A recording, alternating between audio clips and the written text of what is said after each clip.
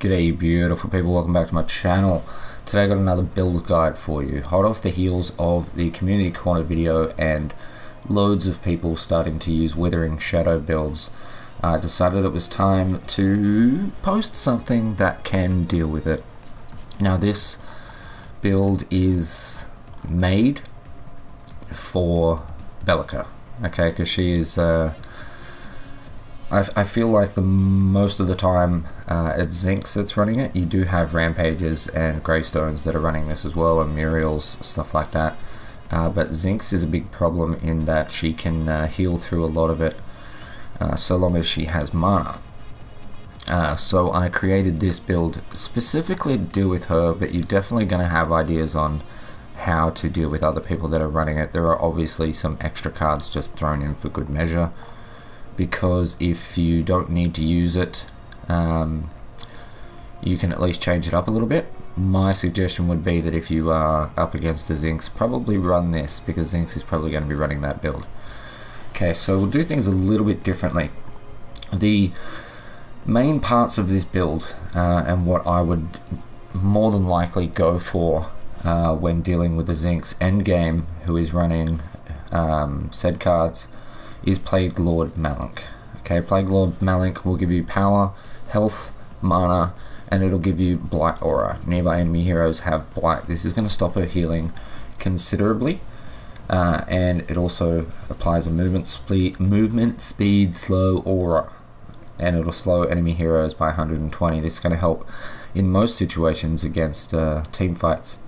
It's going to slow them down, it's going to stop them from getting away, blah blah blah blah blah. The other card for endgame that's going to help against Zinx in particular is Riot Sapper. Now it may seem a little bit retarded running this on Belica because it's pretty much Belica in a card, but considering the fact that you can remove 20% of their current mana, dealing ability damage equal to the mana removed, the higher their mana pool, the more damage you're going to apply from this card. Because if they only have, let's say for example, you do 1 damage per 1 mana removed. If they have 1,000 mana pool, but they only have 100 left, you're only going to take off 20 mana and deal 20 damage. If they have 1,000 mana, you're going to take off 200 and deal 200 damage. So the higher their mana pool, the better this card is. They are not the numbers, by the way, that was just a hypothetical.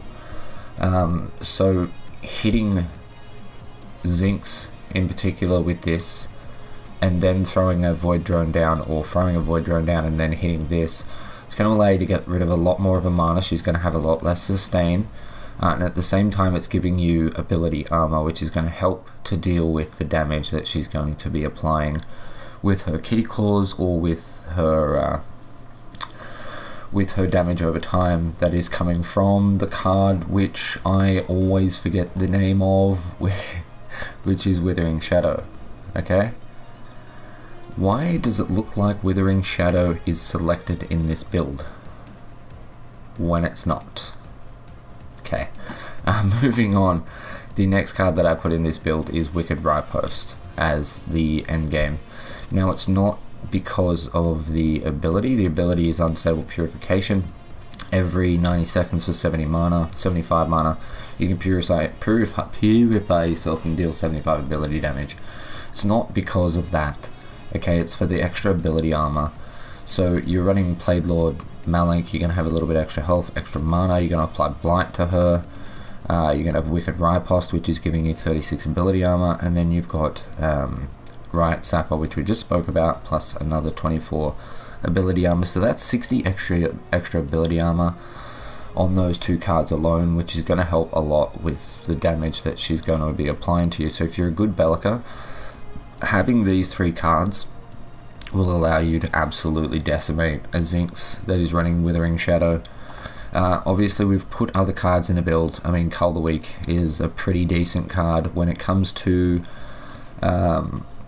Chaos and Death, it is one of the best really early game cards. I mean, you have other options in the way of Demolitionist, but it's a bit weak on ranged heroes. You have Living Guardian, but then again that's probably not what you're going for with someone like Belica. Chuck Outlander Scout in there because it can be very, very helpful. Tireless Reaper is a very good card for a Belica. Tower Strider, I actually love this card. It's really, really good. If you're on the defensive, Tower Strider can be a very good option. Nitro Boost, because why not? It's a great card.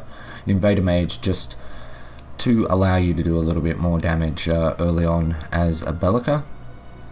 And we have Reactor Beast, which is one that I actually kind of suggest as a maybe a possible replacement for Wicked Riotpost or Riot Sapper. If you're probably for Riot Sapper, if you're going up against someone like Rampage or Greystone that's running Withering Shadow build, Riot Sapper really is going to help more so with someone like Zinx, because she needs that mana. We also have Amplification Engineer. When casting an ability, damage nearby enemy heroes for 8% of their current health as ability damage. And Red Zone, because Red Zone's pretty strong.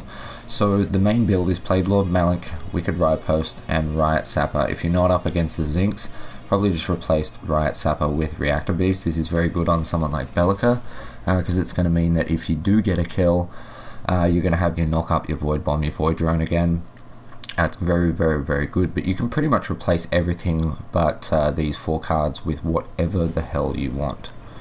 As far as gems go, we have, I'll go into the actual gem section, because our main build is going to be sitting at 2 agility, and that is 7, that is 11 vitality, and then you have 13 intellect. So I'm sorry, I'm so tired, my math is bad.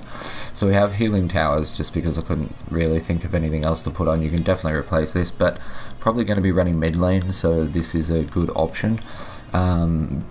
This build is actually pretty decent against an off-lane Zinx, so you could use this as a support build. Reduce basic damage taken by 10%. It's too good of a gem to pass up. Everything else is in intellect. So we have Deadly Mana, killing an enemy minion increases max mana by 2. Why would you not go for that on someone like Belica? Healing spells, heal for 5% of ability damage dealt. If you are getting up against the Zinx and using Riot Sapper to get rid of a lot of mana, you get rid of a lot with your Void Drone. You are going to ult at some stage when she has no mana. You're going to deal a lot of damage, and your knock up and Void Bomb combo does a lot of damage, so you're actually going to get a lot of use out of this. It's also got a little bit of extra ability armor. We have reactive spells, reduce cooldowns by 0.1 of a second when receiving ability damage. No guess as to why we're using that. And then we have Amplify Aura. Nearby enemy units take 10% increased ability damage. You know, I'm sure you know why we're using that as well, because we're going for ability damage, because we are a Belica and we're using things like Riot Sapper. So that is the build, guys, for Belica to try and deal with Zinx. As I said, it can be used for other people. Let me know in the comment section down below what you think of the build, or if you have any suggestions on making it better. Leave me a like if you enjoyed this video, subscribe for more Paragon content. With that said, thank you so much for watching. I love your face, and I'll catch you in the next one. Peace.